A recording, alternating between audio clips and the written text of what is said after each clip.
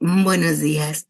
Continuaremos con la presentación de el volumen 5 de la pedagogía Charlotte Mason. Este volumen 5, el capítulo del cual hablaremos hoy, trata sobre una novela titulada El egoísta, ¿sí? De este volumen 5, recordamos, trata sobre la formación del carácter. El egoísta es una novela escrita por George Meredith, cuyo personaje principal es John Crossway. Esta historia nos va a hacer mención sobre un rasgo de carácter a tratar, que es el egoísmo. Al final veremos cómo de una o de otra manera, pues todas las personas como tales caemos en una actitud egoísta, sin darnos cuenta muchas de las veces. Y Charles Mason en este volumen 5, tratando el carácter, nos lo refleja de una manera muy específica, muy clara. Esta historia se está dividiendo en 4 partes para su estudio. En la parte 1 hablamos de los personajes, en la parte 2 hablamos sobre la filosofía, la novela y la educación. En la parte 3 hacemos una comparación de el joven Croswell, la filosofía, la novela y la educación. Y por último, en la parte 4 vemos la experiencia alentadora de Croswell. Ok, los personajes.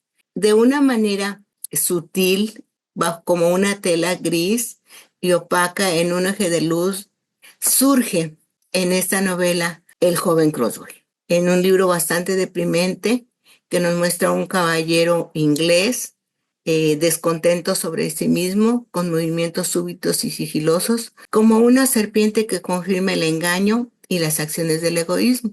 Sin embargo, Croswell Paterne no está incluido en el libro solo como una comparación con otro personaje conocido como Sir Walpole Paterne. Con su sinceridad y naturaleza juvenil y extrovertida, presenta un marcado contraste con ese personaje, con Sir Walpole. George Meredith es un estudiante serio del misterio que llamamos educación. Ha estudiado a los niños y el cómo manejarlos. Recordemos que George Meredith es el autor de la novela El egoísta, cuyo personaje principal es el joven Croswell. El joven Croswell era un niño de 12 años con suficiente espíritu juvenil. Él era de mejillas sonrosadas y pícaro regordete, que amaba las carnes y los guisos. Los devoraba con encanto e inocente sencillez. Llegó a vivir con Leticia, de quien se hablará más adelante. Era de un carácter extrovertido, niño perezoso y con un odio manifiesto por todo tipo de conocimiento que se pudiese encontrar en los libros. Esto lo decía aparentemente, porque también veremos más adelante que cierto es Croswell, de alguna manera, él leía los libros que se le facilitaban. No lo comenta aquí, él reflejaba un no gustarles o no quererlos, sin embargo, pues vemos más adelante que posiblemente sí los leía, pero él decía, respondía siempre con un, pero no quiero. Era una respuesta a todos los intentos de persuadirlo para que aprendiera de los libros. Este odio desmedido por los libros suena como un defecto del joven Croswell, pero más adelante, como les decía, nos daremos una pista del porqué al entrar en contacto con Clara Middleton, maestra. Sir Warwick Paterne era un personaje egocéntrico y amoroso, como un gran hombre, una gran multitud de satélites orbitando debido a su don, creyendo, atrayendo a cualquiera que se pusiera en contacto con él y haciéndole girar en torno a él. Un día, pavoneándose orgulloso en el patio, frente a muchos admiradores, en particular frente a una dama a la cual él amaba, ve a lo lejos a un hombre ordinario y fornido, que era Croswell padre, cargando una maleta. Su rápida intuición le dice que este debe ser su primo marido. Cuando el sirviente da el aviso de su llegada al teniente, le dicen que no hay nadie en casa. Esta respuesta, sí, establece la prueba de fuego entre la naturaleza superior e inferior del primo Boswell, y la historia depende en gran manera de esta lucha. Es decir, con una falta de cortesía, ¿verdad? De parte de Sir Wolfe Paterne hacia el Croswell padre, pues empieza una lucha muy fuerte que afectó el carácter y la toma de decisiones del joven Crosby. Vernon Whitford es primo de Whitford. Vernon Whitford no se dejaba absorber por su primo, a quien le administraba sus propiedades. Era de un carácter extrovertido como el joven Colwell. Hoy había oído hablar de la actitud de Sir Whitford. Sí, había oído decir qué descortés había sido cuando comentó, nadie está en casa, cuando iba llegando a ella el padre del joven Croswell. ¿Sí? Para él, esta respuesta fue vergonzosa y decide borrar él mismo esta situación. Y por ello trae con él a casa al joven Croswell. Ver, Vernon Whitford era una de esas personas que no sabía qué hacer con su dinero y con un deseo de gastarlo decidió mantener en casa al joven Croswell sin consultar a su anfitrión, que era que era su primo. ¿Sí? Así es como Croswell se encuentra con Leticia. El placer de Leticia se apoderó de ella cuando el joven Croswell Paterne vino a vivir a su casa. Una frase justificada teniendo en cuenta el placer real y gozoso que brillaba en cada momento que aparecía Croswell en la lección, en el libro, en la novela. Leticia era una de las muchas personas cuya vitalidad había sido drenada por ese egoísta que todo lo absorbía. Aquí se refiere a Croswell, al joven Croswell. Sin embargo, las travesuras de este niño, su deleite en la vida del campo y su fangoso salvajismo le divertían de la noche a la mañana. Le daban lecciones por la mañana si podía atraparlo, pero como ya vimos, el joven Croswell no solo era perezoso, sino que también odiaba todo tipo de conocimiento que se encontrara en los libros. Clara Middleton. Cuando esta delicada pícara, hecha de porcelana, entra en escena en la vida del joven Croswell, ambos se convierten en buenos amigos. Clara estaba preocupada por la ociosidad de este joven. Era una sabia maestra y se esforzó por averiguar qué le podía gustar a este joven Croswell. Después de correr una carrera con él y ganar sin siquiera quedarse sin aliento, lo sorprendió. Se ganó su respeto y el derecho a interrogarlo. Ella le hace admitir que las niñas son mejores que los niños, que pueden correr más rápido y aprender mejor sus lecciones. Pero dice, no pueden convertirse en marineros y soldados. En esa plática mencionó a Mary Amber y otras heroínas oscuras y terminan teniendo una conversación seria. Clara le dice, alguien te está malcriando. ¿Es la señora o el señor Whitford? Ellos lo hacen. Entonces tal vez sea el señor Whitbury. No diría que me malcría, aunque sé que puedo arreglármelas. Este es un secreto que muchos niños descubren sobre mamá o papá o la niñera y hacen que se pregunten, ¿cómo es que estos pequeños bribones son capaces de escaparse? Y luego nos damos una palmadita en la espalda y pensamos, es que soy tan bonachón, soy demasiado bondadoso para ser duro con estos monitos. Aquí ya se está refiriendo cómo el joven Crowley conocía el ambiente que le estaba rodeando. Él lo conocía. Él sabía distinguir la astucia del señor Whitford, pero también conocía el egoísmo de Sir Warwick. Alcanzó a distinguir que aquella maestra se interesaba en realidad en él, ¿verdad? Y empezó a abrir su corazón para con ella. Y le manifestó también su interés, su realidad, el que él conocía, aquellos personajes que lo rodeaban, ¿sí? Que era su padre, que era su tío y que era el señor Whitby. También detectó aquel conflicto, ¿verdad? Porque para él fue algo que lo lastimó, como veremos al final. Y bueno, aquí nos dice que esto pues sucede también en los niños, en muchos niños, ¿sí? Como mamá, papá o una niñera, ¿verdad?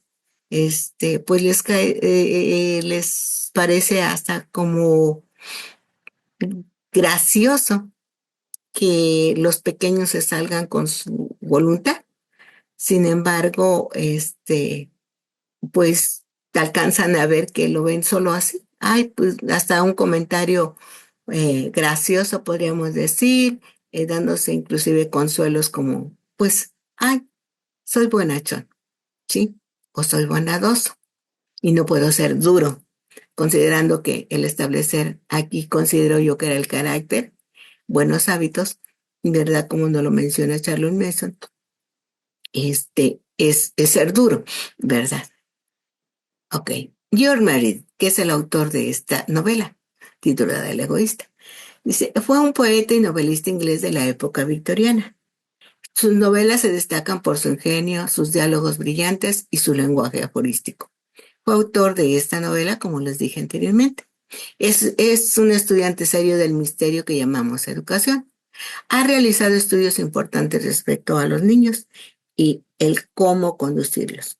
Escribió un manual muy claro y fácil de leer respecto a cómo no conducirlos. La parte 2. Aquí entra en juego la filosofía y la educación. Discutimos la trama de una novela o el simbolismo de otra, es decir, filosofamos sobre la literatura, específicamente sobre novelas y su simbolismo. Etiquetamos al autor como un maestro de algún estilo específico o lo citamos como evidencia contra las personas que afirman que no tenemos ningún gran novelista. Pero nosotros ignoramos totalmente el hecho de que la filosofía, tal como se encuentra hoy en la educación, se ha convertido en algo meramente académico. La filosofía se ha convertido en un asunto de escuela. La gente se reúne con ella y no tanto por el bien de sus almas, sino más bien como una gimnasia académica. La filosofía ya no grita en las puertas y la entrada de la ciudad diciendo, estoy llamando a ustedes, gente, y este es mi mensaje. Refugios escondidos en los que todavía podemos encontrar la filosofía. Podemos encontrarlas y escucharla decirnos a gritos, oh gente, los poetas nos invitan a visitarla. Y ella todavía atrae a la gente a través de ellos. Pero su mensaje a menudo está implícito y solo alguien que está atento captará su significado. Los pocos que se esfuerzan para oírla volver en sí reciben oráculos valiosos, palabras brillantes que tienen un significado específico por la época en que viven. Un oráculo es cualquier fuente considerada de sabiduría. Aquí prácticamente nos hace ver Charles Mason a través de esta párrafo que podemos nosotros encontrar la filosofía en las novelas, que allí están, los poetas nos lo dan, porque prácticamente será cuestión, está implícito, ¿sí? Pero requerimos poner atención en la novela que leamos y alcancemos a ver hasta dónde puede influenciar no solo a un joven, también a un niño, también a un adulto, ¿verdad? En la formación del carácter, inclusive en la corrección de hábitos para mejorar el carácter. Pero en las novelas la filosofía habla de manera más clara, ¿sí? Más directa. Ella toma todos los aspectos que Plutarco le atribuyó, revela la naturaleza por lo empobrecido que realmente esta brilla. Como esta brilla como un reflector en nuestras pequeñas formas y estados de ánimo aparentemente inocentes que tratamos de justificar. O sea, cuando nosotros estamos leyendo una novela que contiene una filosofía implícita y ponemos atención en los detalles, alcanzamos a ver, alcanzamos, alcanzamos a vernos nosotros mismos muchas de las veces reflejados en ella. Y ahí está ahí el valor filosófico de la lectura de una novela. Claro está que habrá que ver la qué novela es, ¿verdad? No es cualquier novela, es una novela específica que tenga dentro de sí un contenido educativo, un conocimiento correcto. Porque la filosofía es la que nos enseña sobre la vida y porque nuestra tarea importante es crear a la próxima generación Los novelistas nos ofrecen una clave para el inquietante tema de la educación a través de las novelas, ¿sí? Si queremos encontrar un tema filosófico profundo, será preciso ver, buscar y será de gran ayuda algunas novelas, no todas, ¿verdad? ¿Qué cita considero de esta parte?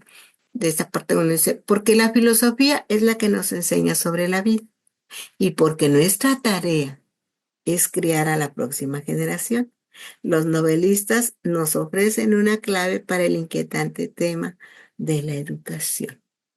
Es decir, aquí tenemos a la filosofía como una herramienta valiosísima contenida dentro de las novelas, que en este caso es lo que estamos analizando, nos va a enseñar sobre la vida, que es el punto importante a tratar en la crianza de esta generación, educarlos para la vida, formándoles un carácter, ¿sí? Ahí esta herramienta que nos proporcionan los poetas, los novelistas, pues eh, nos da una clave para considerarlo dentro de la educación.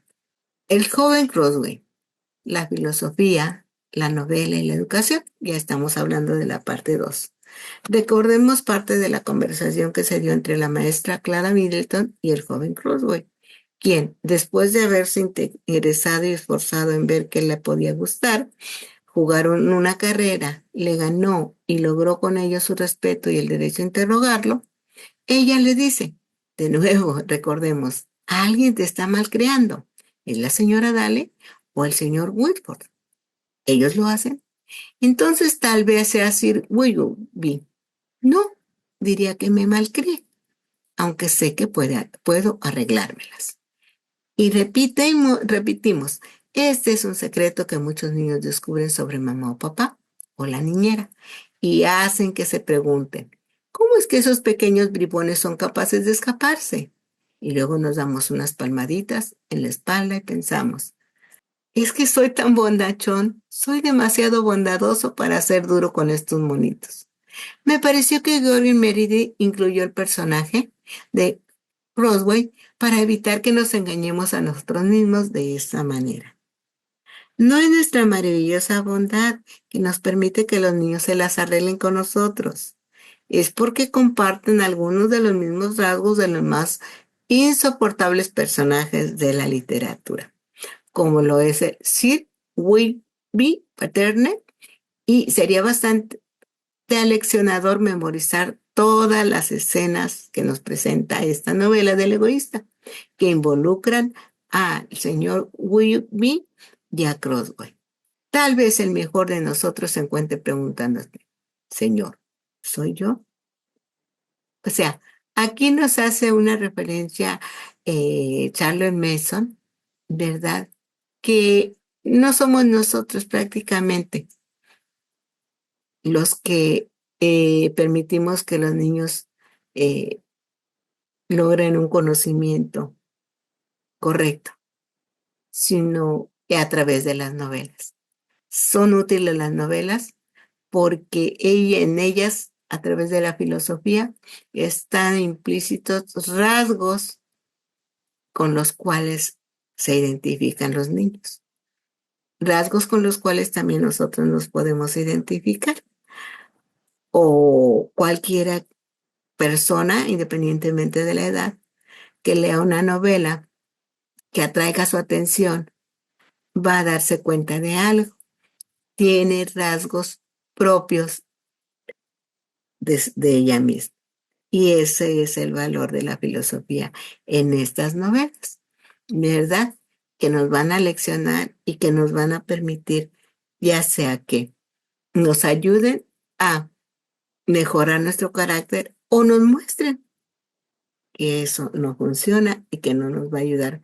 Nos va a ayudar a tener un hábito, pero no va a ser un hábito correcto y por ende no va a ser un carácter correcto. Pero sí también nos va a mostrar que se puede cambiar. Y prueba de ello, pues lo vemos al final con el joven Crowley, que aparentaba no gustarle los libros y al final vemos que refleja que sí le gustaban, que sí los había leído, pero de una manera que no lo manifestaba, ¿verdad? Por ello, pues cuando leamos una novela nosotros podemos decir, eh, una, leerla con atención y dos, ver hasta dónde me identifico yo con un personaje, de tal manera que desee imitarlo, aún lo que implica corregir hábitos.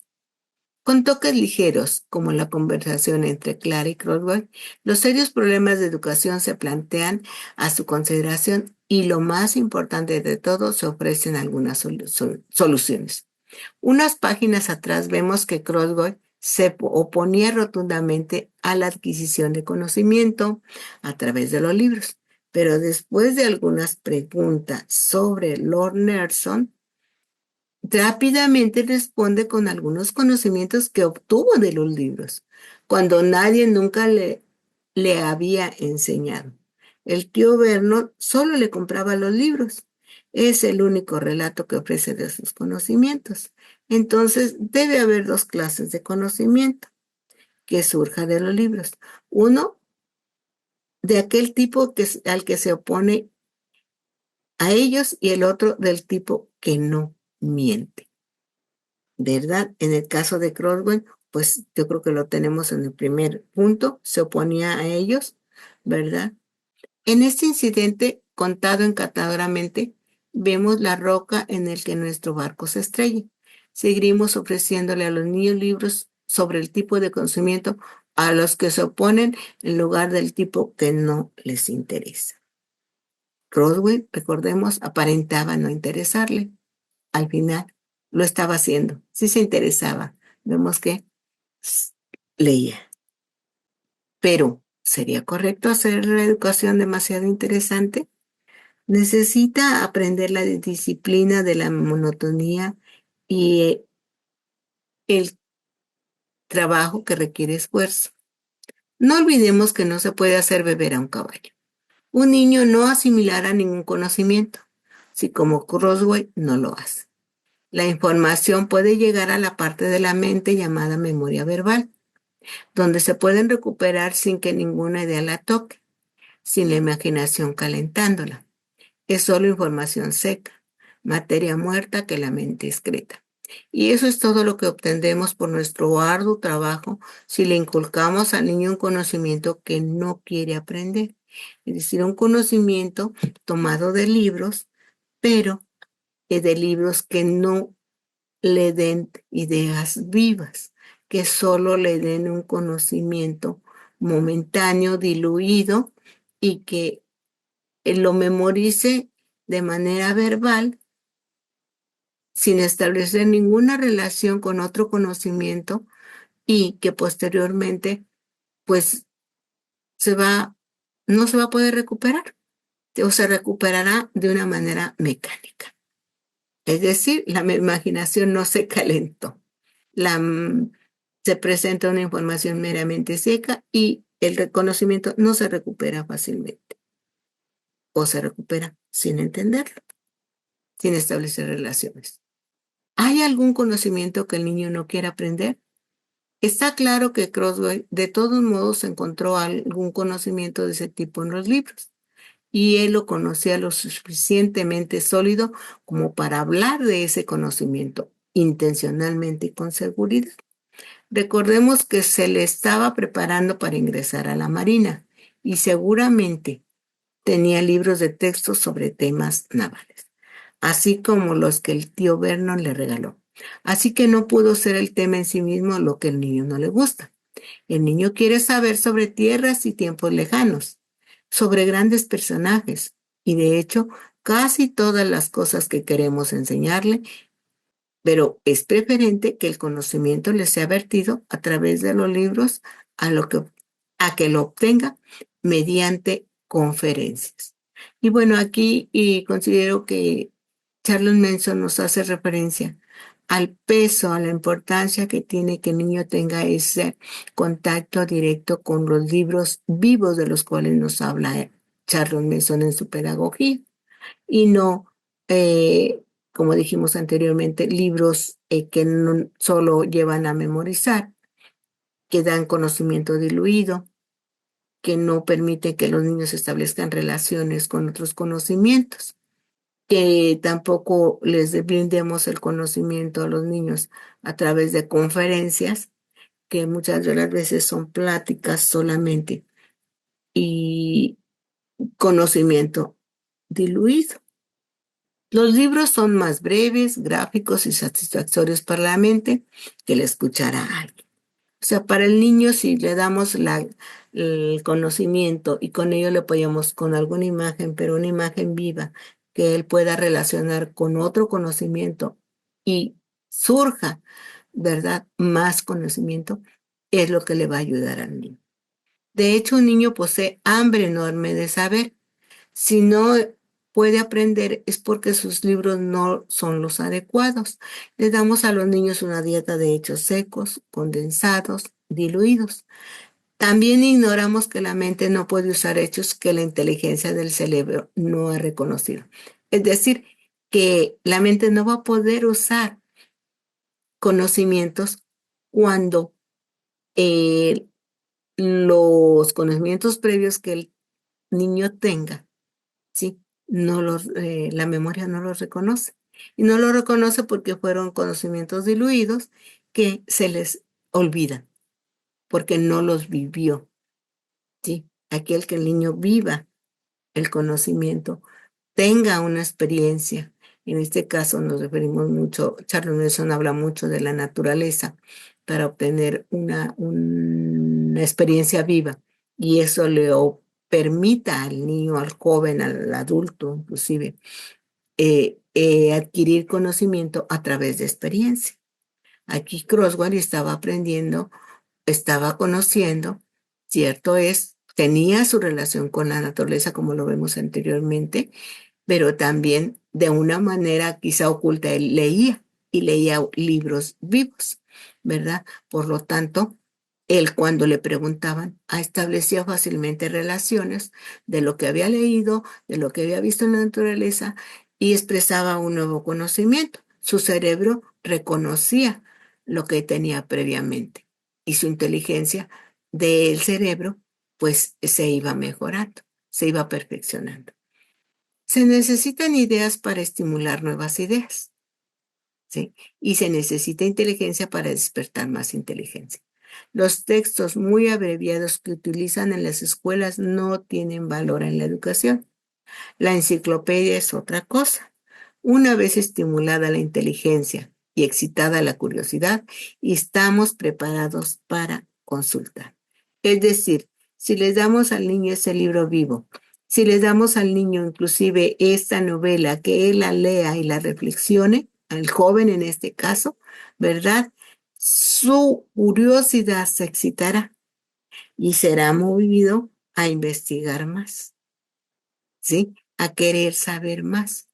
Por ende, su inteligencia va a ser estimulada y entonces él mismo estará preparado para ir a consultar. Aquí nos habla Charles Manson de bibliotecas, una biblioteca familiar, una biblioteca escolar, pero también que los contenidos de esas bibliotecas pues sean en parte enciclopedias y que se permita que esas enciclopedias sean utilizadas por los niños, porque muchas de las veces nada más están así como que para que se vea bonita. Es un caso muy triste, pero es una realidad.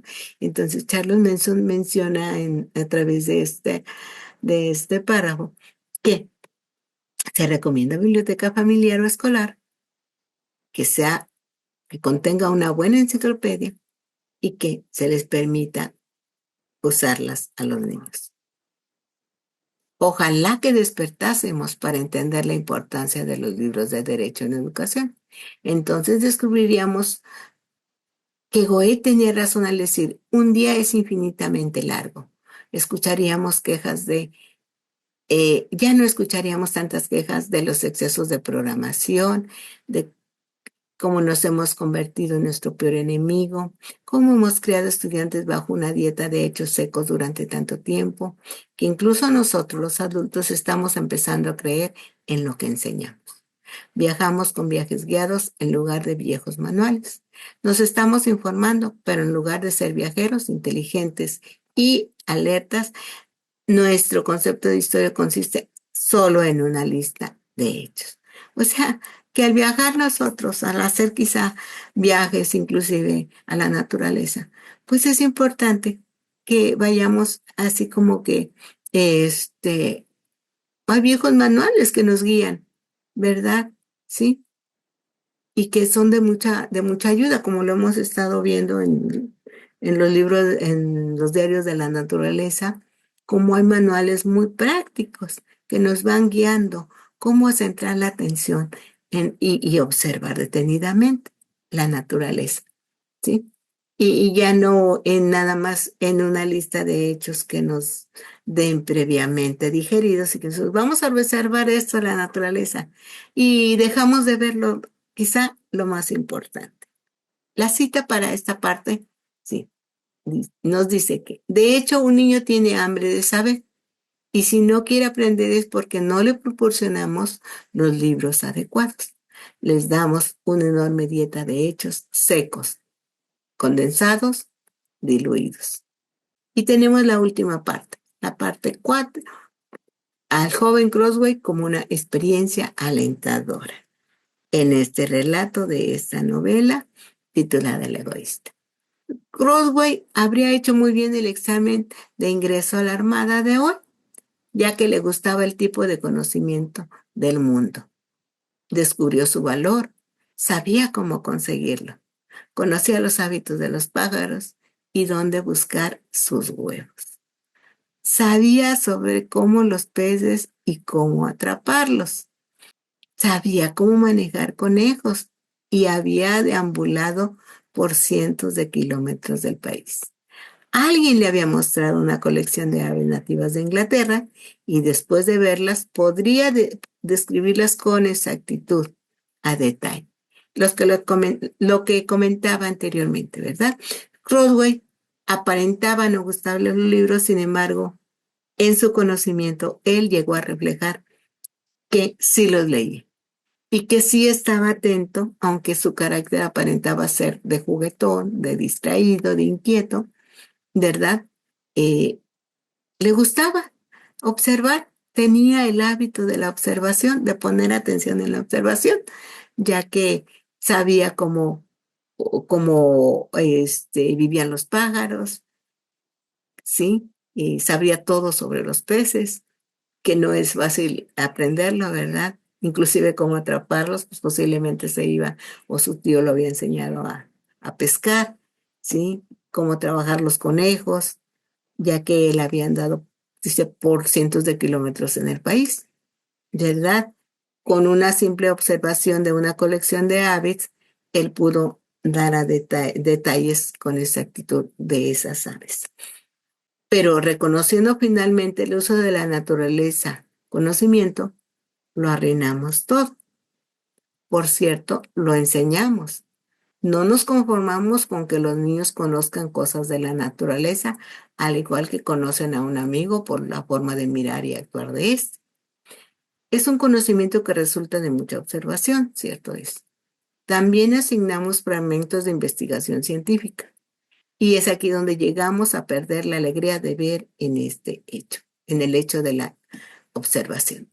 Su atención se centra en tal o cual detalle y se pierde la conciencia general, que es la herramienta más importante de un estudioso de la naturaleza.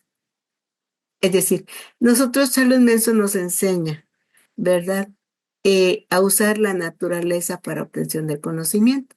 Sin embargo, nosotros también creo y percibo aquí que es importante que seamos muy, muy cuidadosos, ¿verdad?, a dejar esa libertad de que el niño observe la naturaleza, porque es ahí donde va a obtener un conocimiento puro, que va a resultar, cierto, es de mucha observación, ¿sí?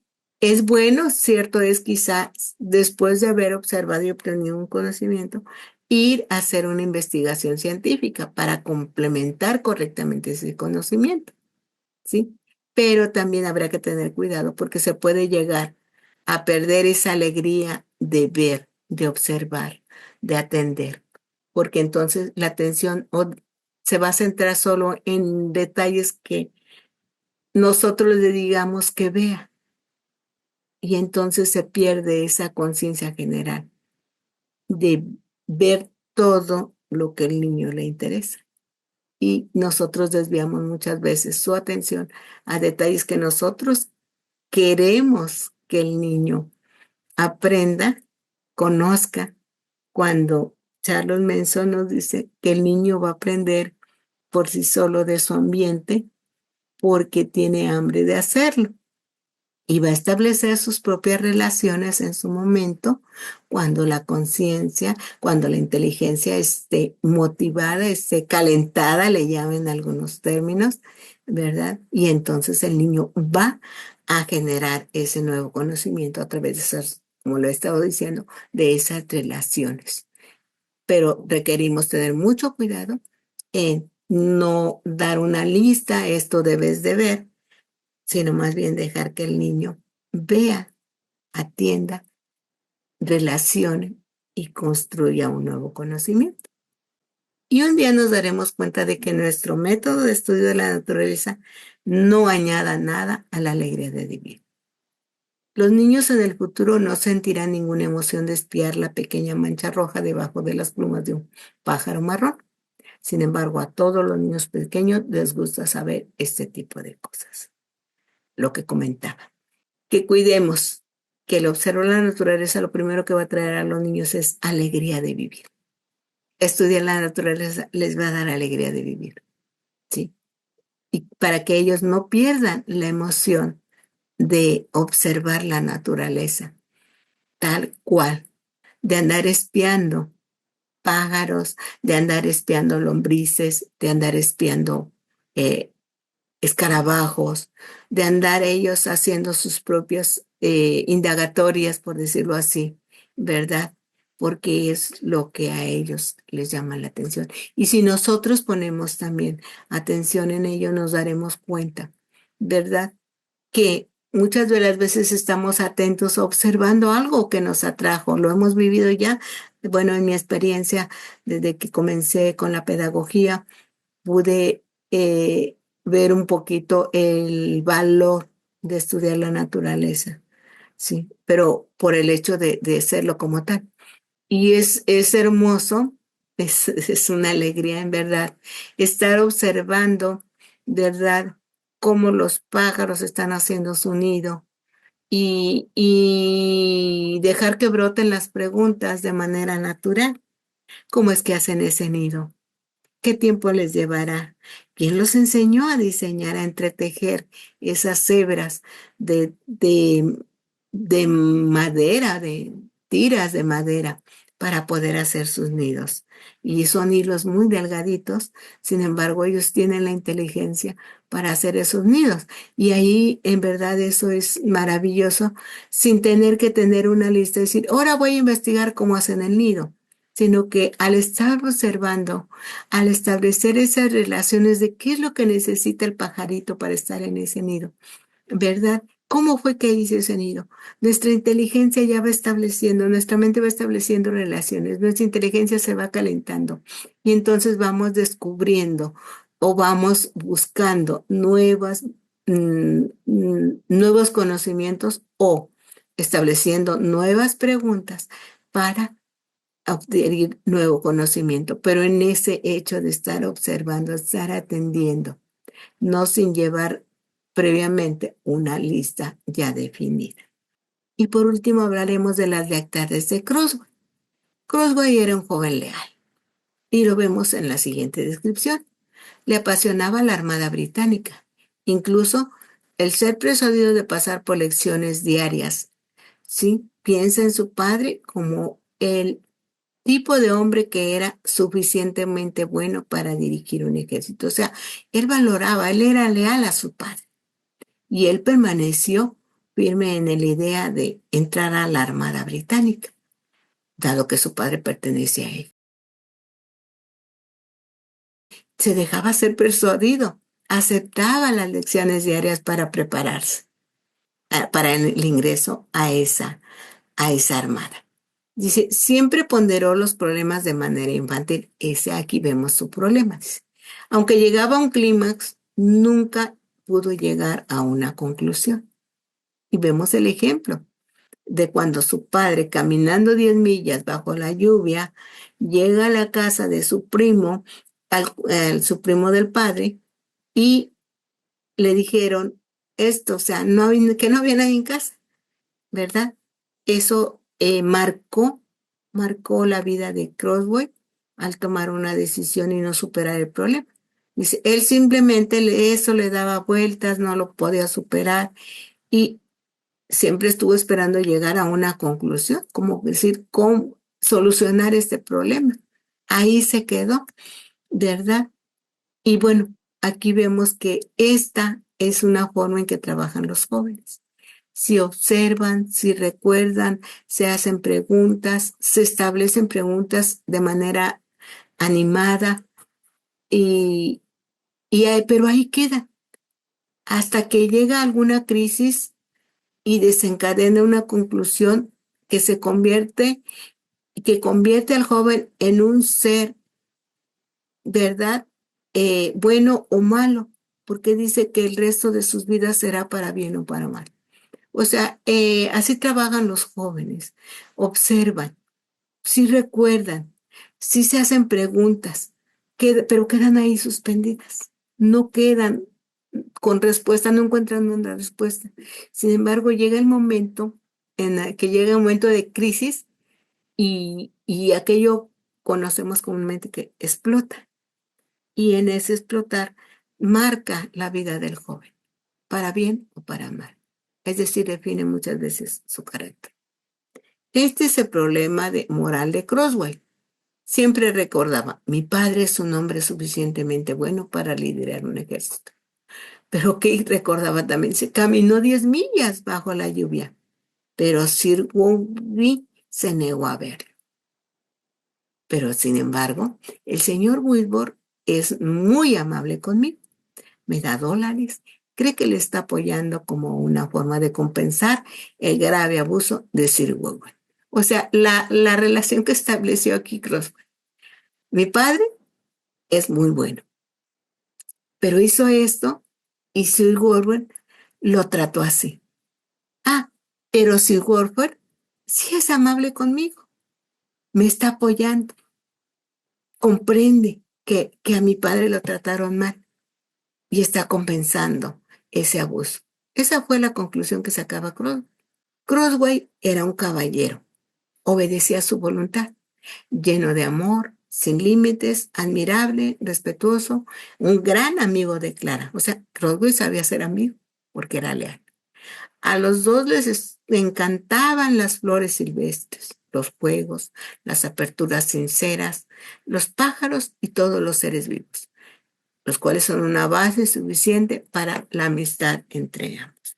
O sea, aquí en esta novela, yo al ver esta descripción de Croswell, cierto es que pues se le consideraba, se le había etiquetado como un egoísta, ¿verdad? Sin embargo, pues aquí él muestra que, que no era tan egoísta porque sabía compartir, era leal, ¿sí?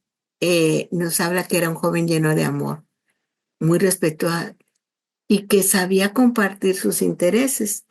Y aún el compartir esos intereses, a él le dio la oportunidad de tener una gran amistad con la joven Clara. En relación a su amistad con Clara, conviene ver su aspecto de naturaleza masculina que nos beneficiará. Clara estaba recostada en la hierba con los ojos entrecerrados mientras le hablaba. Clara hubiera permanecido sentada, Croswell habría saltado hacia adelante y la habría besado. Esto nos muestra la reverencia de un niño decente y moral por el santo misterio del sexo. Resulta ofensiva la forma en que deliberadamente socavamos la vida de un niño en nuestra prisa por proporcionar conocimiento acerca de asuntos que no son para la mente. Esta parte para mí se me hace muy importante reflexionarla. Hay lealtad, hay amistad, hay afecto natural Y puede ser tan normal que aún un joven despierte ese afecto natural no fingido y quiera dar un beso, inclusive a una jovencita. Sin embargo, también nos habla de una reverencia inconsciente del niño decente y moral por el santo misterio del sexo. O sea, él respeta esa parte. Solo que nosotros adultos, de lo que yo alcanzo a percibir, ofendemos al chico muchas veces como que queremos darle un conocimiento que no es precisamente un conocimiento para su mente, como nos dice el párrafo siguiente. La caballerosidad, el honor, el tacto, la obediencia apasionada a la ley de Dios, son las cuerdas dentro del niño que tenemos que tocar si queremos que nuestros jóvenes sean puros, en lugar de introducir conceptos extraños a través de conferencias. O sea, es el corazón del niño, es el corazón del joven al que requerimos llegar previamente para nosotros poderles despertar. Ahí está en el niño, la ley divina, ahí está, en el niño, en el joven, aún en el adulto. Sin embargo, ha sido borrada muchas veces porque no se fortaleció, muchas veces porque no se instruyó. Generalmente en el niño lo percibo así, falta de instrucción para cuidar esa ley divina que lleva implícita la caballerosidad, el honor, el tacto, la obediencia apasionada a la ley de Dios. Son algo que está natural en el niño. Sin embargo, sí, nosotros tenemos que cuidar de querer dárselos de conceptos extraños, sino más bien tenemos algo que, que ya está y que Dios a través de su palabra nos establece, que lo instruyamos y que aun cuando fuere viejo no se apartara de ese camino. Tenemos un libro vivo valiosísimo que es la palabra de Dios. Dice, los padres a menudo fallan. Son conscientes de que hay dentro de su hijo, por lo que hacen concesiones para atender esa maldad que creen que hay. Y sí la hay porque pues está establecido que la necedad está ligada al corazón del niño. Y pero esto resulta en un error mortal, sus sospechas. Crean los mismos males que temen. Hemos visto cómo él en Pendenis creía lo peor de su hijo cuando no era el caso. Es bueno que reconozcamos que la sospecha también es un pecado. Resulta en desconfianza y ofensa. Creo que tendríamos la utopía con la que soñamos si nos diéramos cuenta de qué tipos de fuentes de bondad están dentro de nuestros hijos, esperando el toque adecuado para hacerles cobrar vida. Lo que comentaba. O sea, dentro de nuestros niños sí hay una ley divina establecida, porque cuando vemos en el Salmo 139 dice que todo estaba formado, no faltaba ninguna cosa para que el niño estuviese completo. Sin embargo, la persona como tal, ¿verdad? Sin embargo, habría que tener mucho cuidado. Sabemos que tiende a la maldad, sabemos que puede ganar esa maldad, pero también sabemos que eso puede corregirse y cuidarse, guardarse a través de instrucción, que es lo que a través de educación, a través de la formación de buenos hábitos y de un carácter correcto que se puede, cuya herramienta hoy, para formarse ese carácter correcto, hoy los poetas nos brindan una herramienta valiosísima que es la novela, específicamente en esta, aunque habrá otras también, sí. Pero Charles Mason nos recomienda aquí algo muy importante, ¿verdad? Que reconozcamos que aún el sospechar de nuestros hijos es un pecado y que va a generar desconfianza y ofensa hacia ellos. Que todos esos hábitos de lealtad pues están en él, pero hay que trabajarlos para que salgan a luz y para que sean manifiestos en un carácter correcto. Hay bondad dentro de nuestros hijos, solo hay que esperar el toque adecuado para darles vida, para darle vida a esa bondad. Croswell era solo un chico simpático y corriente, pero necesitaba, sí, eh, ayuda para vivir una vida noble, excepto para obtener conocimiento y algunos hábitos físicos y mentales específicos. ¿Sí? Se comporta como un hombre de honor cuando escucha alguna charla. A pesar de saber que su dama ha sufrido agravio, manifiesta el ingenio y la delicadeza de un caballero. O sea, sabía que lo propuesto a una dama era algo de lo cual no se debía hablar. Sabía respetar a las mujeres y a mí me sorprende esto, ¿verdad? Sugiere una razón por la que el internado es bueno para los niños. Ujú. O sea, esta descripción del carácter de Croswell nos ayuda y nos da una sugerencia, ¿verdad? Una razón de que cómo el internado es bueno para niños, ya que ellos van a tener la oportunidad de practicar el sentido común, la percepción de la vida, la discriminación de hechos, la sensibilidad de un caballero, ¿sí?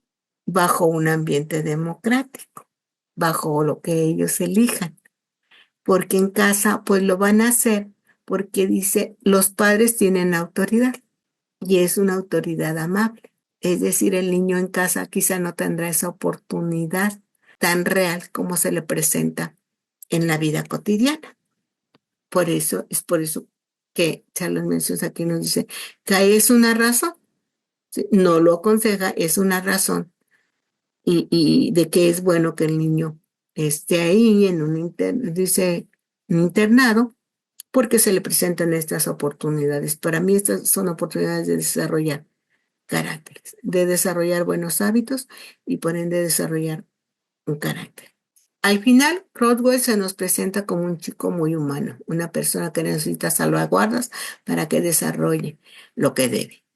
Rodwell quería ser un caballero oficial, del tipo que no juega, no monta y en general se toma las cosas con calma, pero no podía entrar hacia la Marina. Sin embargo, se preparó y tomó el examen de ingreso, por lo que finalmente se salvó, causando un terremoto en Paterham, un derrocamiento completo de las perspectivas de las personas que giraban en torno a este caballero paterno. Pero la lección está ahí para que la aprendamos. Parece que apenas llegamos a conocer a Croswell antes de que llegue a una encrucijada de su vida y se encuentre en una crisis moral. Estamos desprevenidos y sorprendidos por la tentación a la que se enfrenta Croswell. Sin embargo, es una tentación muy común y los niños prometedores se arruinan por eso más que por cualquier otra cosa. ¿Sí? O sea, el joven Croswell tuvo el carácter de prepararse y hacer su examen de ingreso y acreditarlo, ¿verdad? Y esto causó, aquí nos dice, un terremoto. Es decir, las perspectivas de las personas que lo rodeaban eran simplemente que Croswell no podía. No podía. Sin embargo, a través de la lectura de libros que aparentaban no le gustaban, a través de observar la naturaleza como se describe en puntos anteriores, Croswell obtuvo un conocimiento y un conocimiento tan amplio que le ayudó a ingresar a la Marina, ¿sí? Y que tumbó todas las perspectivas que los alrededores o las personas que lo rodeaban tenían sobre él. Aquí está la lección, ¿sí? Y sí, llegamos a conocer a Howard antes de que llegue a una encrucijada de su vida y entender que hay crisis morales en los jóvenes, ¿verdad? Sin embargo, también esta lectura, esta reflexión de esta novela, El egoísta, pues nos lleva a entender cómo puede el joven en un momento dado enrolarse en un círculo vicioso de un problema que puede fácilmente encontrarse una solución, dependiendo de cómo él lo trate. Respecto a Sir William, se negó a que Croswell viviera con él. Se pensaría que él es perfecto con el chico, es indulgente, casi siempre tiene un chiste o un juego para él. Lo agarra de los pies, lo arroja al aire, se ríe de su suciedad y picardía, ¿sí? Es un contraste con la severidad erudita de Bernard Whitford. Tenía la actitud de un padre permisivo con el tipo de cosas que les gustan a los niños y las bromas infantiles. Era bueno para proporcionar dinero al bolsillo. Wilmedy se había pasado por el tipo de persona que no era, y el tipo por el cual se hace pasar es admirable. De hecho, es el tipo de persona que quienes trabajan con niños son tentados a parecerse, incluyendo padres y maestros que descuidan la responsabilidad de su tarea y tratan de ganar popularidad adoptando formas amables con su cargo. Sin embargo, el joven Croswell no se dejaba engañar, pero sí disfrutó de esta actitud del Sid Wilbur. Es decir, aquí Charles Manson nos recomienda tener mucho cuidado en querer aparentar algo que no somos, en querer ser simpáticos o querer ganarnos al niño, ¿verdad? Con actitudes que no corresponden y simplemente, este, pues, no ayudamos en ello al niño, ¿verdad?